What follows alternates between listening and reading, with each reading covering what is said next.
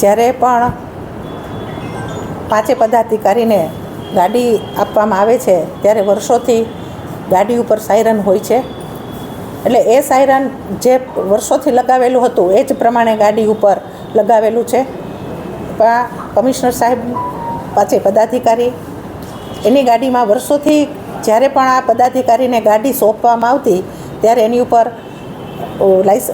હતું જે અમારી ગાડી ઉપર પણ અત્યારે લગાવેલું છે. આગળ જે કાંઈ ફેરફાર થશે અને સૂચના હશે એ પ્રમાણે કામ થશે. બેન, આરટીઓનો નિયમ છે કે ડિઝાસ્ટર વાહન હોય, એમ્બ્યુલન્સ હોય અને એમાં કે નિયમ વિરુદ્ધ છે, ગેરકાયદેસર છે. આરટીઓના નિયમ પ્રમાણે જો લેખિતમાં કોઈ હશે તો એ પ્રમાણે દૂર કરવામાં આવશે.